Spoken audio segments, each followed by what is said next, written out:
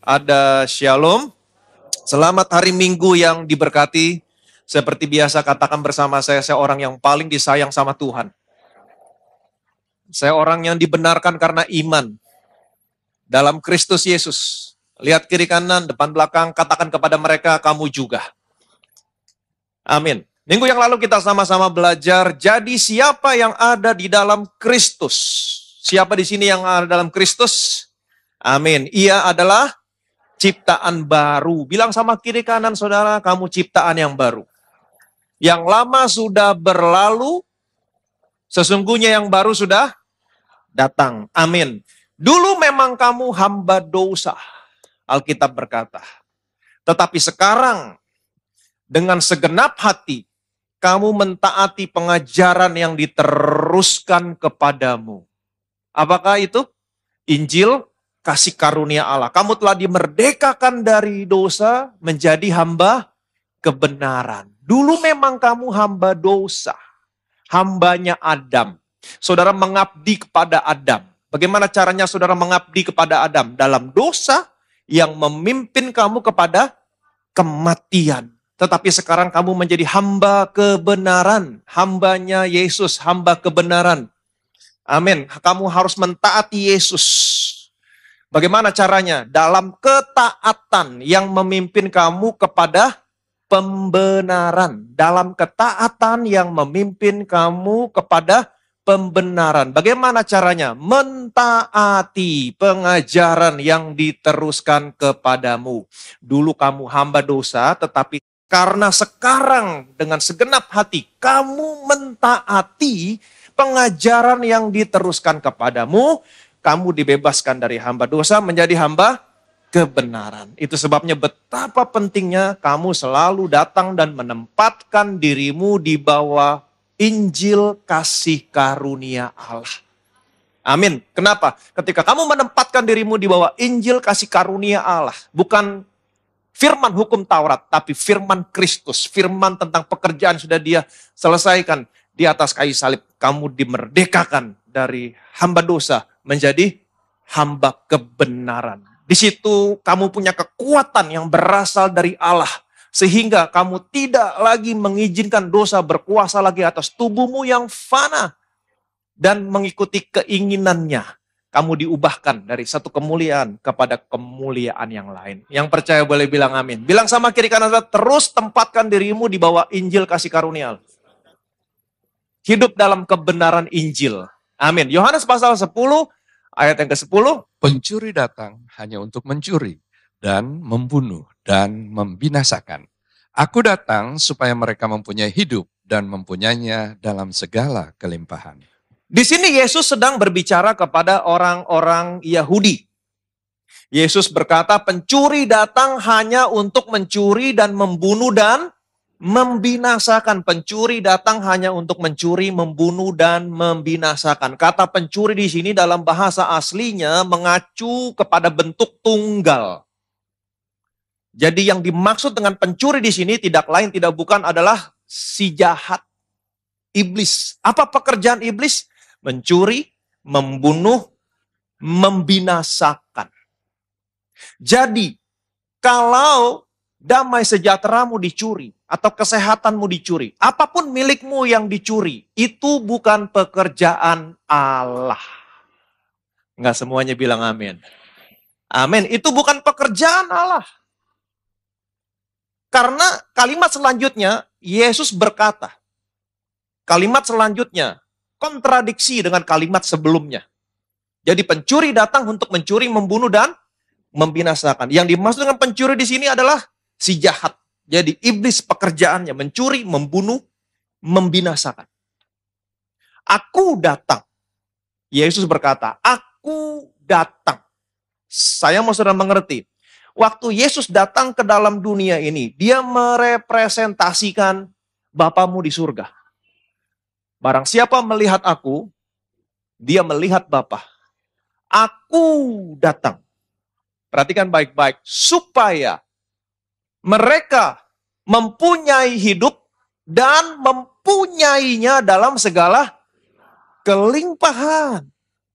Aku datang supaya mereka mempunyai hidup. Bukan hanya sekedar mempunyai, tapi mempunyainya dalam segala kelimpahan. Jadi sesungguhnya Allah mau saudara bukan hanya sekedar memiliki hidup, tapi Allah mau kamu menikmati hidup yang kamu miliki. Itu sebabnya Allah menciptakan manusia di hari yang terakhir. Supaya apa? Supaya manusia bisa menikmati semua ciptaan Tuhan pada hari-hari sebelumnya. Jadi kalau damai sejahteramu dicuri, kesehatanmu dicuri, atau apapun milikmu yang dicuri, itu pekerjaan iblis.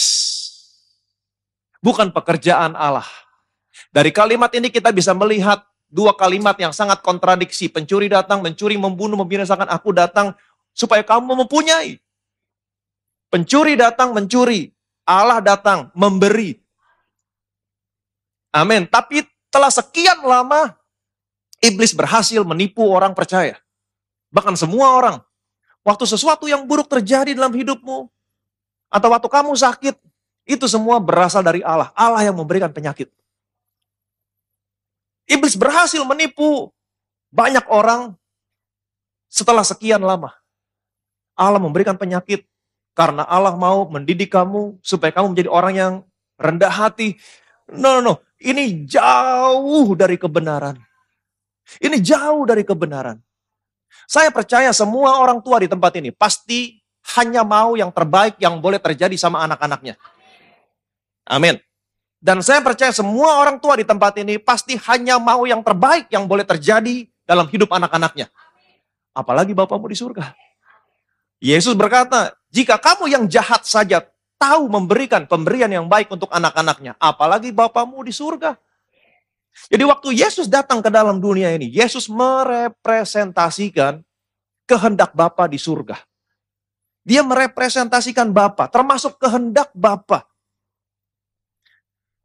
Yesus berkata, barang siapa melihat aku, dia melihat Bapa. Waktu Yesus datang ke dalam dunia ini, Injil mencatat, yaitu tentang Yesus dari Nazaret, bagaimana Allah mengurapi dia dengan Roh Kudus, dengan kuat kuasa, berjalan keliling, membunuh, membinasakan, mencuri. Tidak, bagaimana dia berjalan keliling, berbuat baik, dan menyembuhkan orang-orang yang dikuasai oleh iblis. Yesus berjalan keliling, berbuat baik, menyembuhkan orang-orang yang dikuasai oleh iblis. Jadi waktu Yesus datang ke dalam dunia ini, Yesus berjalan keliling. Setiap kali Yesus bertemu dengan orang-orang yang sakit, tidak ada yang dapat Yesus lakukan selain daripada menyembuhkan orang yang sakit. Orang buta melihat, orang tuli mendengar. Orang lumpuh berjalan, bahkan orang mati dibangkitkan. Tidak pernah kita jumpai satu pun kejadian dalam Alkitab. Waktu Yesus ketemu orang sehat, Yesus berkata, kamu terlalu sehat, kamu harus sakit. Enggak ada. Untuk membuat kamu rendah hati, supaya kamu jangan sombong. Kamu harus ada sedikit lah penyakit lah. Tidak ada. Yesus tidak pernah membuat orang sehat jadi sakit. Tidak pernah. Yang saya tahu, yang saya baca dalam Injil, setiap kali dia berjalan keliling, menemukan orang sakit, nggak ada yang bisa dia lakukan selain daripada menyembuhkan orang sakit. Jadi Yesus mau saudara dan saya sehat. Waktu dia datang, dia merepresentasikan kehendak Bapa. Jadi kehendak Bapa buat anak-anaknya, Bapa mau anak-anaknya sehat. Bahkan waktu Yesus tergantung di atas kayu salib,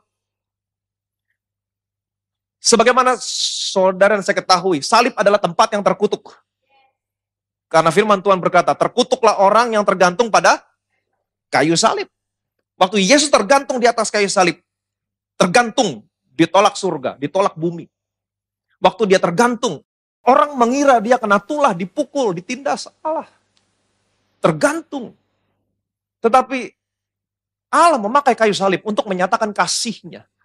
Kenapa? Karena seharusnya saudara dan saya yang tergantung di sana. Tapi karena Allah begitu mengasihimu, dia berikan anaknya yang tunggal. Anaknya datang ke dalam dunia ini, menggantikan posisimu, menggantikan posisi saya.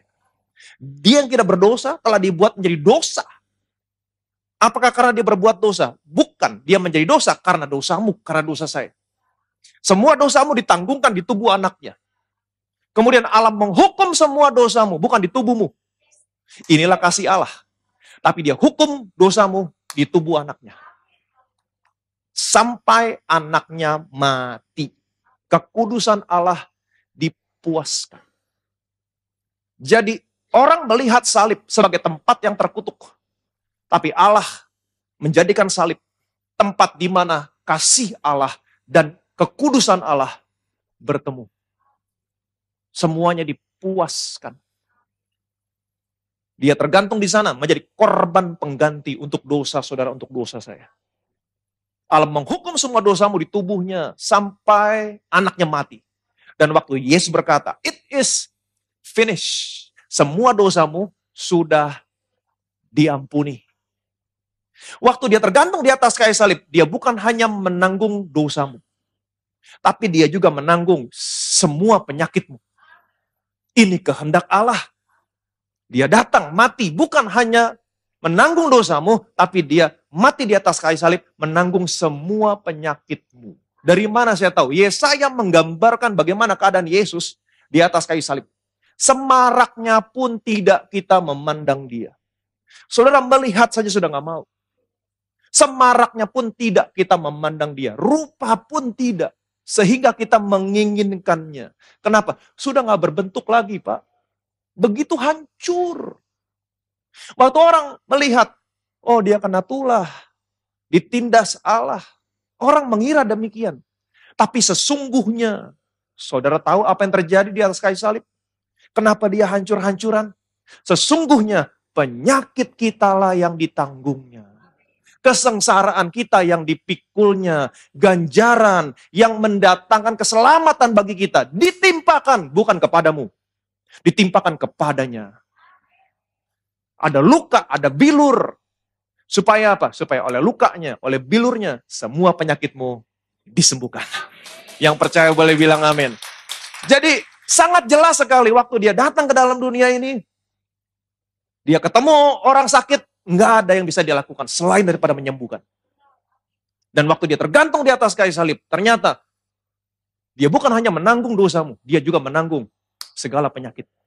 Dia datang untuk merepresentasikan kehendak Bapa. Artinya apa? Bapa mau setiap anaknya sehat. Sehat. Bapa mau kamu sehat. Dan saya berdoa hari ini supaya kamu sehat-sehat. Amin. 3 Yohanes 1 ayat 2. Saudaraku yang kekasih, aku berdoa semoga engkau baik-baik dan sehat-sehat saja dalam segala sesuatu, sama seperti jiwamu baik-baik saja. Di sini Yohanes berdoa untuk siapa? Untuk Gaius. Yohanes berdoa, saya percaya Yohanes berdoa sesuai dengan kehendak Bapa di surga. Ingat, Bapa di surga mau anak-anaknya sehat. Kita sudah lihat apa yang Yesus lakukan. Karena Yesus datang untuk merepresentasikan kehendak Bapa. Barang siapa melihat aku, dia melihat Bapa. Yohanes tahu kehendak Bapa buat setiap anak-anaknya. Itu sebabnya dia berdoa sesuai dengan kehendak Bapa. Aku berdoa untuk Gaius. Supaya engkau baik-baik dan sehat-sehat saja dalam segala sesuatu. Sama seperti jiwamu baik-baik saja. Saya berdoa hari ini supaya saudara sehat-sehat. Amin. Saya berdoa supaya saudara memiliki kesehatan. Bukan kesehatan yang sama seperti yang kamu bisa dapatkan di gym. Atau saudara bisa dapatkan dengan cara diet. Bukan kesehatan seperti itu. Tapi saya berdoa supaya saudara memiliki kesehatan yang berasal dari Allah. Kesehatan ilahi. Divine health. Amin. Aku berdoa, perhatikan baik-baik. Semoga engkau baik-baik, sehat-sehat saja dalam segala sesuatu. Sama seperti jiwamu baik-baik. Jadi Yohanes melihat kepada Gaius. Dan dia melihat jiwanya Gaius baik-baik. Dan ketika dia melihat jiwanya Gaius baik-baik, dia berdoa. Aku berdoa buat kamu Gaius. Sama seperti jiwamu baik-baik, aku berdoa supaya jiwamu yang baik-baik ini memberikan efek kepada seluruh area hidupmu. Sehingga kamu baik-baik, termasuk kesehatanmu baik-baik. Jadi jiwanya Gaius yang baik-baik ini bisa memberikan efek kepada seluruh area hidupnya. Sehingga dia baik-baik dalam segala sesuatu, termasuk dia sehat-sehat. Ini rahasianya. Seberapa banyak di antara saudara yang mau baik-baik dalam segala sesuatu? Amin. Bukan hanya jiwamu baik-baik, kesehatanmu baik-baik, hubunganmu dalam keluarga baik-baik, pekerjaanmu baik-baik, bisnismu baik-baik. Amin, termasuk kamu sehat-sehat. Bagaimana caranya? Pastikan jiwamu baik-baik. Apa rahasianya sehingga Gaius memiliki jiwa yang baik-baik? Kita akan menemukan rahasianya di ayat selanjutnya. 3 Yohanes 1 ayat 3 dan 4. Sebab aku sangat bersuka cita ketika beberapa saudara datang dan memberi kesaksian tentang hidupmu dalam kebenaran. Sebab memang engkau hidup dalam kebenaran. Bagiku tidak ada sukacita yang lebih besar daripada mendengar bahwa anak-anakku hidup dalam kebenaran. Yohanes tahu kalau jiwanya Gaius itu baik-baik. Kenapa? Karena beberapa saudara datang kepada Yohanes. Dan Yohanes bersuka cita. Mereka memberikan kesaksian kepada Yohanes tentang Gaius. Bahwa Gaius hidup dalam kebenaran. Aku sangat bersuka cita ketika beberapa saudara datang dan memberi kesaksian tentang hidupmu dalam kebenaran. Sebab memang engkau hidup dalam kebenaran. Bagiku tidak ada sukacita yang lebih besar daripada mendengar bahwa anak-anakku hidup dalam kebenaran. Di sini hidup dalam kebenaran muncul sebanyak 3 kali. Ini penekanan yang harus saudara perhatikan. Dari mana Yohanes tahu kalau Gaius jiwanya baik-baik? Dari mana? Karena Yohanes tahu Gaius hidup dalam kebenaran. Hidup dalam kebenaran. Nah, apa yang dimaksud dengan hidup dalam kebenaran di sini? Yang dimaksud dengan hidup dalam kebenaran di sini adalah hidup dalam kebenaran Injil. Seperti yang kita sudah pelajari minggu yang lalu. Dulu memang kamu hamba dosa, tetapi sekarang karena dengan segenap hati kamu mentaati pengajaran yang diteruskan kepadamu. Apa itu? Injil, kasih karunia, hidup dalam kebenaran Injil. Apa yang terjadi? Kamu diberdekakan dari hamba dosa menjadi hamba kebenaran. Betapa pentingnya kamu hidup dalam kebenaran Injil. Saya akan buktikan sama saudara yang dimaksud dengan hidup dalam kebenaran di sini adalah hidup dalam kebenaran Injil. Saudara masih ingat bahwa Paulus pernah menentang Petrus? Terang-terangan menentang Petrus? Kita tahu bahwa Petrus sudah melayani terlebih dahulu, jauh sebelum Paulus. Tapi Paulus berani menentang Petrus. Kita tahu Petrus adalah murid Tuhan Yesus. Betul? Dia 3,5 tahun ikut melayani bersama-sama dengan Tuhan. Dia makan, dia tidur, dia ada di sana waktu Tuhan mengajar. Tapi kita juga tahu bahwa Petrus pernah jatuh menyangkal Yesus. Tapi Yesus memulihkan Petrus. Dan pada akhirnya Petrus menjadi batu hidup yang berguna untuk suatu pembangunan rumah rohani. Petrus berkhotbah, 3.000 orang selamat. Petrus datang ke rumah Kornelius. Dia berkhotbah di sana. Kornelius dan seluruh isi keluarganya diselamatkan. Dan Paulus muncul jauh sesudah Petrus. Kita tahu sebelum Paulus bertobat, namanya siapa? Saulus. Kita tahu Saulus, dia orang yang mengejar, dia orang yang menangkap, dia orang yang menganiaya orang-orang percaya. Tetapi pada akhirnya Saulus juga bertobat. Menjadi siapa? Menjadi Paulus. Dan waktu Paulus bertobat, Yesus memberikan pewahyuan tentang Injil kasih karunia Allah kepada Paulus lebih dari siapapun. Sekali lagi saya ulangi, waktu Paulus bertobat, Yesus memberikan pewahyuan tentang Injil kasih karunia Allah kepada Paulus lebih dari siapapun. Dan suatu saat, Paulus pernah berterang-terangan menentang Petrus. Kenapa? Perhatikan baik-baik. Tetapi waktu Kefas datang ke Antioquia, aku berterang-terang menentangnya, sebab ia salah. Karena sebelum beberapa orang dari kalangan Yakobus datang, ia makan sehidangan dengan saudara-saudara yang tidak bersunat. Tetapi setelah mereka datang, ia mengundurkan diri dan menjauhi mereka karena takut akan saudara-saudara yang bersunat. Dan orang-orang Yahudi yang lain pun turut berlaku munafik dengan dia, sehingga Barnabas sendiri turut terseret oleh kemunafikan mereka. Tetapi waktu Kefas datang ke Antioquia, siapa Kefas? Nama lain dari Petrus dalam bahasa Arab. Waktu Petrus datang ke Antioquia, Paulus berkata, aku berterang-terangan menentang dia. Paulus terang-terangan menentang Petrus. Kenapa? Karena Petrus salah. Salahnya di mana? Paulus memberitahukan, sebelum orang-orang dari kalangan Yakobus datang, Petrus, dia duduk makan satu meja, sehidangan dengan saudara-saudara yang tidak bersunat. Siapa yang dimaksud dengan saudara-saudara yang tidak bersunat di sini? Orang-orang Kristen yang bukan berasal dari orang-orang Yahudi. Karena orang-orang Yahudi suka mengidentifikasikan diri mereka sebagai orang-orang yang bersunat, bangsa yang bersunat.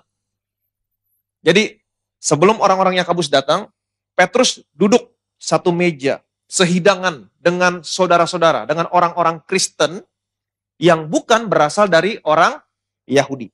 Tetapi waktu rombongan Yakobus datang, dia takut. Dia mengundurkan diri. Dan dia menjauhi saudara-saudara, orang-orang Kristen yang bukan berasal dari orang Yahudi. Kenapa? Dia takut sama rombongan Yakobus, sama orang-orang Yahudi yang lain. Dan orang-orang Yahudi yang lain pun yang ada di sana turut berlaku munafik dengan Petrus. Mereka juga cabut satu persatu. Bahkan Barnabas pun turut terseret oleh kemunafikan mereka. Padahal Barnabas adalah murid-muridnya Paulus. Dan saya percaya Paulus mengajarkan pewahyuan tentang firman kasih karunia kepada Barnabas. Tapi Barnabas pun turut dalam kemunafikan mereka. Waktu Paulus melihat hal ini, dia terang-terangan. Petrus, kamu salah. Nggak boleh begini. Nggak salahnya di mana? Perhatikan baik-baik. Ayat berikutnya. Tetapi waktu kulihat bahwa kelakuan mereka itu tidak sesuai dengan kebenaran Injil, aku berkata kepada Kefas di hadapan mereka semua, jika engkau seorang Yahudi, hidup secara kafir dan bukan secara Yahudi, bagaimanakah engkau dapat memaksa saudara-saudara yang tidak bersunat untuk hidup secara Yahudi? Tetapi waktu kulihat, jadi waktu Paulus melihat kejadian ini, sebelum rombongan Yakobus datang, kamu makan bersama-sama dengan orang-orang Kristen yang lain yang bukan berasal dari Yahudi, kamu berani duduk makan, tapi setelah rombongan Yakobus datang, kamu cabut semuanya. Bahkan orang Yahudi lain pun cabut, bahkan murid saya pun, Barnabas ikut-ikutan cabut. Waktu aku melihat kelakuan kamu, aku menentang kamu, berterang-terangan. Kenapa? Karena kelakuan kamu tidak sesuai dengan kebenaran Injil. Kelakuan kamu, hidupmu tidak sesuai dengan kebenaran Injil. Artinya mereka hidup bukan berdasarkan kebenaran Injil. Hidupmu nggak sesuai dengan kebenaran Injil. Hidupmu, kelakuanmu tidak sesuai dengan kebenaran Injil. Mereka tidak hidup dalam kebenaran Injil. Perhatikan baik-baik. Yohanes berdoa untuk Gaius. Aku berdoa supaya kamu baik-baik, sehat-sehat dalam segala sesuatu. Sama seperti jiwamu baik-baik. Kenapa jiwanya Gaius bisa baik-baik? Karena beberapa saudara datang kepadaku memberikan kesaksian tentang kamu. Bahwa kamu hidup dalam kebenaran. Dan memang kamu hidup dalam kebenaran. Tidak ada sukacita yang lebih besar daripada mengetahui anak-anakku hidup dalam kebenaran. Yang dimaksud hidup dalam kebenaran di sini adalah hidup dalam kebenaran Injil. Hidup dalam kebenaran Injil. Terus tempatkan dirimu di bawah Injil kasih karunia. Apa yang terjadi? Jiwamu, pikiranmu akan baik-baik. Jiwamu, pikiranmu akan baik-baik. Kalau jiwamu, pikiranmu baik-baik. Datang ke tempat ini setiap hari Minggu, terus tempatkan dirimu di bawah Injil kasih karunia Allah. Hidup dalam kebenaran Injil. Apa yang terjadi? Yang pertama, jiwamu, pikiranmu akan baik-baik. Kalau jiwamu baik-baik, pikiranmu baik-baik, ini akan memberikan efek kepada seluruh area hidupmu. Kamu akan baik-baik, termasuk kamu sehat-sehat dalam segala sesuatu. Yang percaya boleh bilang amin. Jadi pastikan kamu selalu menempatkan dirimu di bawah Injil kasih karunia Allah. Pastikan jiwamu baik-baik.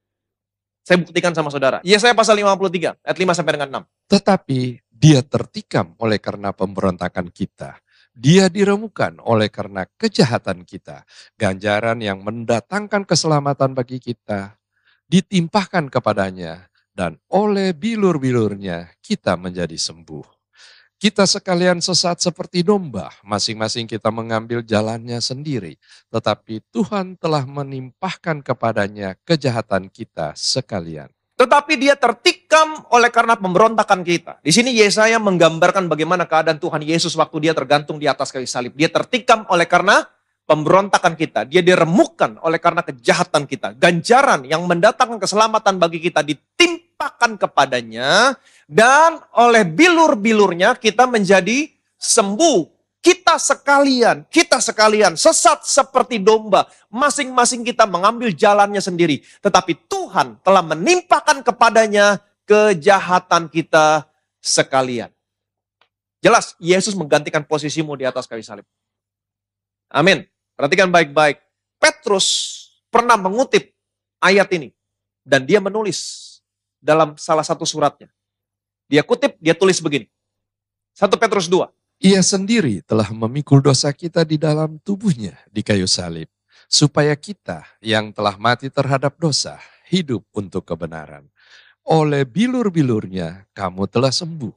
Sebab dahulu kamu sesat seperti domba, tetapi sekarang kamu telah kembali kepada gembala dan pemeliharaan jiwamu. Ia sendiri telah memikul dosa kita di dalam tubuhnya di kayu salib, supaya kita yang telah mati terhadap dosa hidup untuk kebenaran. Kamu bukan lagi hamba dosa, tapi sekarang kamu adalah hamba kebenaran. Oleh bilur-bilurnya kamu telah sembuh. Sebab dahulu kamu sesat seperti domba, tetapi sekarang kamu telah kembali kepada gembala dan pemelihara jiwamu. Kamu telah kembali kepada gembala dan pemelihara jiwamu. Sekarang kita bandingkan apa yang dikatakan Yesaya dan kita bandingkan apa yang ditulis Petrus waktu Petrus mengutip ayat ini dari Yesaya. Perhatikan baik-baik. Oleh bilur-bilurnya kita menjadi sembuh. Petrus mengutip ayat ini. Oleh bilur-bilurnya kamu telah sembuh. Sama? Sama. Kita sekalian sesat seperti domba. Dahulu kamu sesat seperti domba. Sama? Masing-masing kita mengambil jalannya sendiri. Tetapi Tuhan telah menimpakan kepadanya kejahatan kita sekalian. Jadi jelas sekali Yesus menggantikan posisimu. Dia hukum semua dosamu. Dia tanggung semua penyakitmu supaya hari ini oleh bilur-bilurnya kamu menjadi sembuh. Dahulu kamu sesat seperti domba, tetapi sekarang kamu telah kembali kepada gembala dan pemelihara jiwamu. Kamu kembali kepada gembala dan pemelihara jiwamu. Kemudian ayat sebelumnya mengatakan oleh bilur-bilurnya kamu telah sembuh. Kamu kembali kepada gembala dan pemelihara jiwamu. Waktu kamu kembali kepada gembala, jiwamu dipelihara. Jiwamu baik-baik. Apa yang terjadi? Kamu sembuh. Amin. Pertanyaan saya, dari sekian banyak dalam perjanjian lama sampai perjanjian baru, dari sekian banyak gambaran yang Roh Kudus pakai untuk menggambarkan hubunganmu dengan Allah. Gambaran apa yang paling banyak yang Roh Kudus pakai untuk menggambarkan hubunganmu dengan Allah? Gembala dan domba. Tuhan adalah gembala, saudara dan saya adalah domba. Dia adalah gembala dan pemelihara jiwamu. Ingat baik-baik.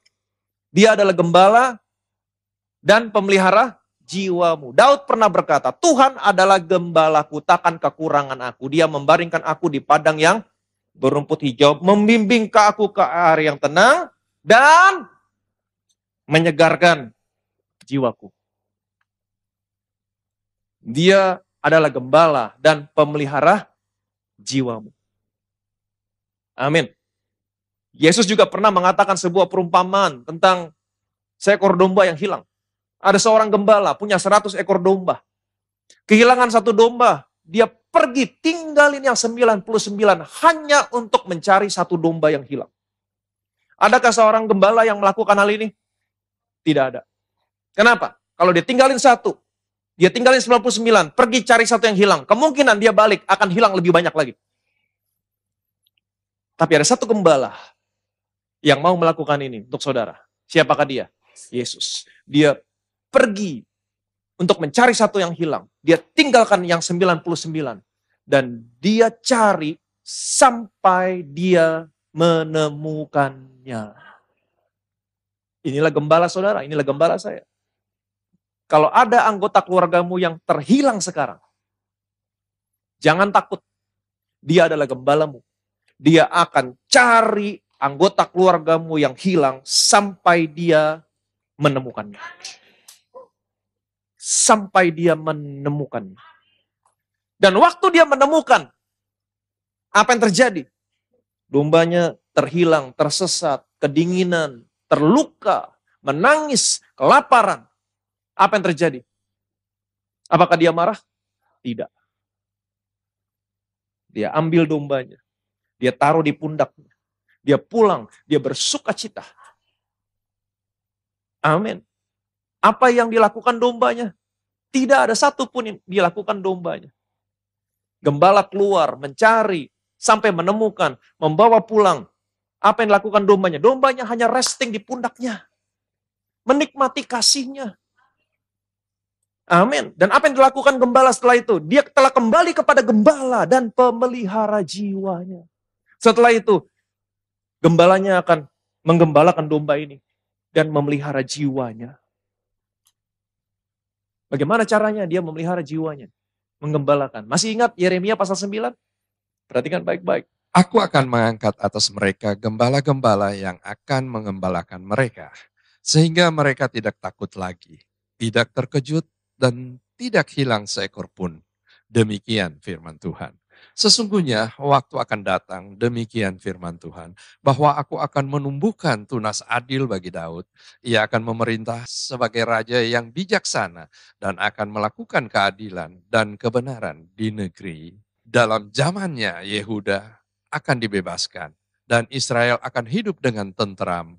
Dan inilah namanya yang diberikan orang kepadanya, Tuhan keadilan kita. Aku akan mengangkat atas mereka. Yeremia mendapat nubuat dari Tuhan. Ini nubuatan untuk kita semua. Aku akan mengangkat atas mereka gembala-gembala yang akan menggembalakan mereka. Di akhir zaman ini Tuhan akan membangkitkan gembala-gembala yang akan menggembalakan mereka. Menggembalakan domba-dombanya Tuhan. Apa artinya menggembalakan? Memberi makan. Memberi makan. Sehingga mereka tidak takut lagi, diberi makan, sehingga mereka tidak takut lagi, tidak terkejut lagi, dan tidak hilang seekor pun. Nggak ada lagi yang kabur. Tapi sebelum itu, jauh sebelum itu, sebelum Tuhan membangkitkan gembala-gembala yang akan memberi makan domba-dombanya, sehingga domba-dombanya tidak takut lagi, tidak terkejut lagi, tidak kabur lagi. Alkitab berkata, sesungguhnya waktunya akan datang. Demikianlah firman Tuhan, bahwa aku akan menumbuhkan tunas adil bagi Daud. Sebelum Tuhan membangkitkan gembala-gembala di akhir zaman yang akan memberikan domba-dombanya makan, supaya dombanya nggak takut lagi, nggak terkejut lagi, nggak kabur lagi. Tuhan akan membangkitkan tunas adil bagi Daud. Siapakah dia? Gembala agung kita, Yesus. Amin. Itu sebabnya tadi dikatakan, akulah gembala yang baik. Dia memberitahukan tentang sebuah perumpamaan. Ada seorang gembala, punya 100 ekor domba, kehilangan satu. Dia tinggalin yang 99 hanya untuk mencari satu yang hilang. Itulah gembala agung, saudara, gembala agung saya. Amin. Ayat berikutnya, perhatikan baik-baik. Aku akan mengangkat atas mereka gembala-gembala yang akan menggembalakan mereka, memberi makan mereka. Memberi makan dengan apa? Dalam zamannya Yehuda akan dibebaskan dan Israel akan hidup dengan tenteram. Dan inilah namanya yang diberikan orang kepadanya. Tuhan keadilan kita. Tuhan keadilan kita. Dalam Alkitab versi New King James, Tuhan keadilan kita. Terjemahannya adalah The Lord our righteousness. Aku akan membangkitkan gembala-gembala yang akan menggembalakan domba-dombaku, supaya domba-dombaku nggak takut lagi, nggak terkejut lagi, nggak hilang lagi. Jangan sampai saudara datang ke gereja, saudara terkejut. Datang mengharapkan sesuatu yang baik, datang mengharapkan kesembuhan, tapi di gereja pendeta khotbah, siapa yang berdosa? Tuhan kasih penyakit. Kamu terkejut. Terus kamu hilang. Kamu gak mau balik lagi ke gereja. Di akhir zaman Tuhan akan membangkitkan gembala-gembala, bukan gembala-gembala yang seperti ini. Yang membuat domba-dombanya takut, terkejut, kemudian terhilang. Tidak, tapi di akhir zaman nih Tuhan akan membangkitkan gembala-gembala yang memberi makan domba-dombanya supaya domba-dombanya tidak takut lagi, tidak terkejut lagi. Dan domba-dombanya tidak akan hilang seekor pun. Memberi makan dengan apa? Memberi makan dengan apa? Memberi makan dengan pewahyuan Tuhan adalah kebenaranku. Bukan kebenaranmu adalah perbuatanmu. Bukan. Tapi kebenaranmu adalah Yesus. Kebenaranmu adalah Yesus. Di mana kamu bisa menemukan pewahyuan ini? Tuhan adalah kebenaranku di dalam Injil. Paulus berkata, aku punya keyakinan yang kokoh dalam Injil. Karena Injil adalah kekuatan Allah yang menyelamatkan setiap orang yang percaya. Sebab di dalamnya, di dalam Injil, nyata kebenaran Allah. Jadi terus tempatkan dirimu di bawah firman Kristus. Terus tempatkan dirimu di bawah Injil kasih karunia. Amin. Terus menempatkan dirimu, mentaati pengajaran yang diteruskan kepadamu. Taat. Dalam ketaatan Yesus yang membuat kamu menjadi orang yang benar. The Lord our righteousness. Apa yang terjadi? Kamu gak takut lagi. Kamu gak terkejut lagi. Pikiranmu akan baik-baik. Jiwamu akan baik-baik.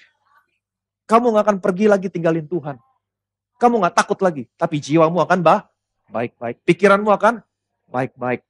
Kamu telah kembali kepada gembala dan pemelihara jiwamu. Dia pelihara kamu, dia kasih makan kamu dengan pewahyuan the Lord our righteousness. Apa yang terjadi sama saudara ketika kamu kembali kepada gembala dan pemelihara jiwamu?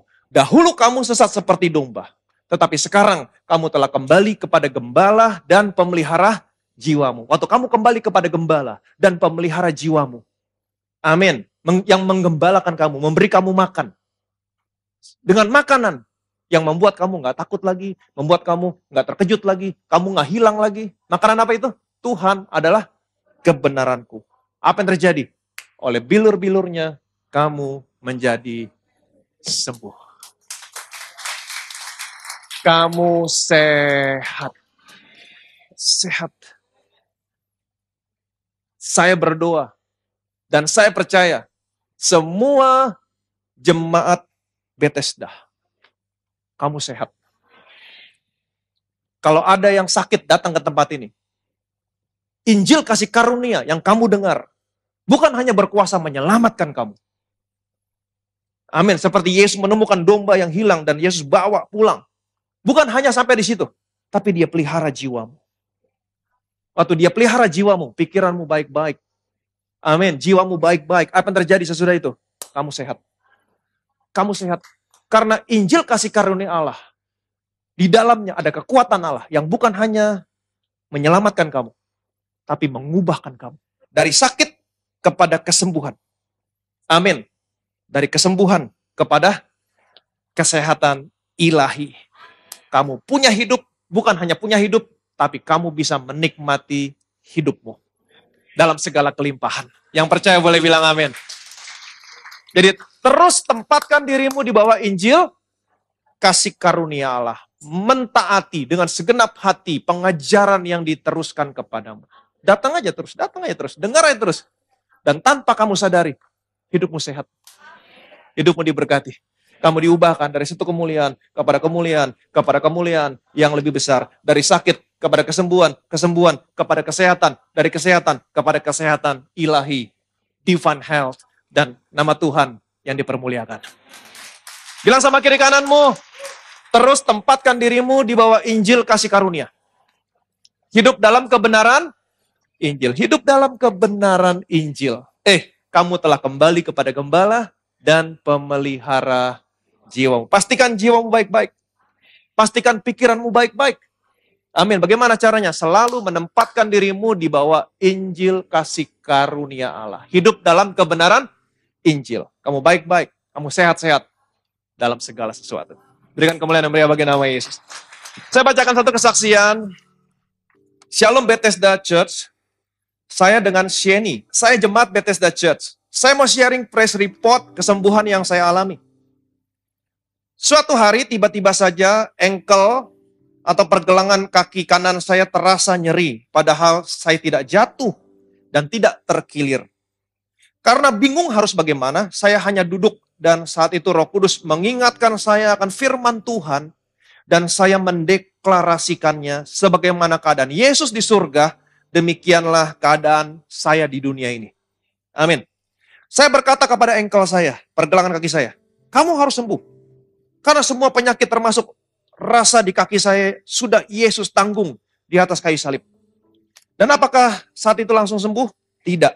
Tetapi saya tetap mendeklarasikan ayat tersebut setiap kali rasa nyerinya muncul. Inilah yang namanya dengan segenap hati mentaati pengajaran yang diteruskan kepadamu.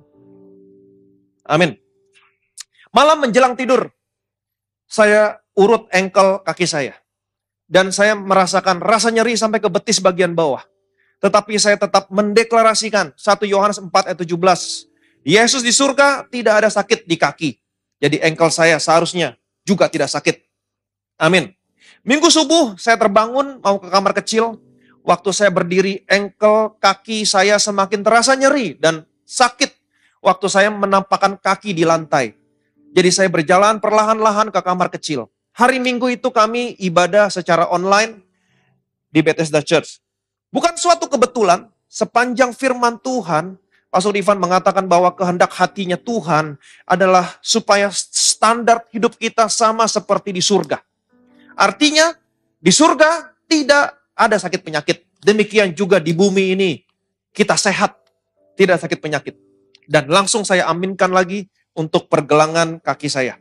Dan saya begitu amazed dengan statement dalam khotbah itu tentang berdoa. Kita tahu, kita setuju dengan kehendak Tuhan, maka kita menyelaraskan diri kita dengan kehendak Tuhan, maka kita datang sama Tuhan dan kita mendeklarasikan kehendak Tuhan supaya terjadi dalam hidup kita. Relevansinya dengan yang sedang saya alami saat itu. Kehendak Bapa adalah pergelangan kaki saya sembuh. Amin. Dan pada waktu salah satu song leader yang bernama Ronald membacakan pengumuman bahwa hari Jumat ada ibadah Jumat Agung, seketika itu juga Bapa memberikan penglihatan saya gambar kaki anaknya yang dipaku di atas kayu salib. Bapa hendak mengingatkan bahwa kaki anaknya yang terpaku adalah untuk menanggung semua penyakit yang ada di kaki saya. Yang berarti termasuk pergelangan kaki saya. Setelah pengumuman, lanjut dengan perjamuan kudus. Setelah selesai makan tubuh dan minum darahnya, serta-merta saya merasakan posisi kaki saya begitu nyaman sekali. Tidak lagi ada rasa nyeri, saya coba gerak-gerakan pergelangan kaki saya dan betul-betul rasa nyeri itu hilang. Segala kemuliaan hanya bagi nama Tuhan. Jadi saya mau kasih nama, setiap kali kamu datang menempatkan dirimu di bawah firman kasih karunia, harapkan sesuatu terjadi sama dirimu. Harapkan sesuatu terjadi. Jangan menunggu didoakan terlebih dahulu baru kamu mengharapkan sesuatu terjadi. Jangan. Jangan menunggu didoakan baru kamu mengharapkan kesembuhan. Jangan. Waktu kamu duduk, waktu kamu datang, waktu kamu dengar firman Tuhan, harapkan sesuatu terjadi. Kenapa? Karena Yakobus berkata, firman Tuhan yang kamu terima, yang tertanam dalam hatimu, berkuasa untuk menyelamatkan kamu. So, health, wholeness, protection, prosperity. Berkuasa untuk memberkati kamu, berkuasa menyembuhkan kamu, berkuasa memproteksi kamu. Harapkan sesuatu terjadi. Dia berfirman dan kamu disembuhkan. Amin. Namun sepanjang hari Minggu sampai Senin pagi, saya masih naik turun tangga perlahan-lahan. Karena meskipun sudah tidak ada rasa nyeri, tapi rasanya masih belum nyaman untuk menapak di lantai. Tetapi karena saya harus beraktivitas sepanjang hari itu, saya lupa. Senin sore saya baru ingat kalau saya sudah naik turun tangga seperti biasa dan tidak ada lagi rasa tidak nyaman untuk menapak di lantai. Puji Tuhan, dari kejadian ini saya belajar kalau Bapa mau menyembuhkan itu semudah dia membalikan telapak tangan. Tapi dalam kejadian yang saya alami, Bapa mau saya punya revelation, pewahyuan yang sangat spesifik dengan mengingatkan kepada saya tentang kaki Yesus yang terpaku di atas kayu salib. Dan pada waktu itu sudah tidak fokus lagi, dan pada waktu itu kita sudah tidak fokus lagi pada kesakitan kita. Bukan berarti kita masa bodoh, tapi begitu kita let go, Tuhan sendiri yang akan menyempurnakan dengan kesembuhan total. Terima kasih Pastor Irfan yang selalu mengingatkan kami, Jemaat Bethesda, untuk selalu fokus sama Yesus dan pekerjaan yang sudah selesai. Mendeklarasikan bahwa kami adalah anak kesayangan Bapa. Mendeklarasikan bahwa kami adalah orang yang dibenarkan karena iman dalam Kristus Yesus. Karena dengan ini kita sadar akan posisi kita. Kita punya keyakinan bahwa semua janji dalam firman-Nya adalah milik kita dan berlaku untuk kita dalam kehidupan kita sekarang ini sampai selama-lamanya. Segala kemuliaan, segala hormat, segala pujian hanya bagi nama Tuhan kita Yesus Kristus. Betapa kami bersyukur Tuhan buat firman kasih karunia-Mu Tuhan. Ya telah Engkau singkapkan di dalam gereja ini. Sehingga setiap minggu kami datang ke tempat ini. Dengan segenap hati. Kami mentaati pengajaran yang diteruskan kepada kami. Beginilah caranya kami menjadi hamba Kristus. Yaitu dalam ketaatan yang memimpin kami kepada kebenaran. Kami senantiasa mau menempatkan diri kami di bawah firman Kristus, Injil kasih karunia Allah. Dan kami percaya Tuhan ketika kami menempatkan diri kami di bawah Injil kasih karunia Allah, hidup dalam kebenaran Injil. Maka jiwa kami akan baik-baik. Pikiran kami akan baik-baik. Dan ketika pikiran kami baik-baik, jiwa kami terpelihara sempurna. Kami percaya Tuhan, oleh bilur-bilur-Mu, semua penyakit kami hari ini disembuhkan. Karena Injil yang kami dengar bukan hanya berkuasa menyelamatkan kami, tapi mengubahkan kami dari satu kemuliaan kepada kemuliaan. Dari sakit kepada kesembuhan, dari kesembuhan kepada kesehatan, dan dari kesehatan kepada kesehatan yang berasal daripada-Mu, kesehatan ilahi, divine health.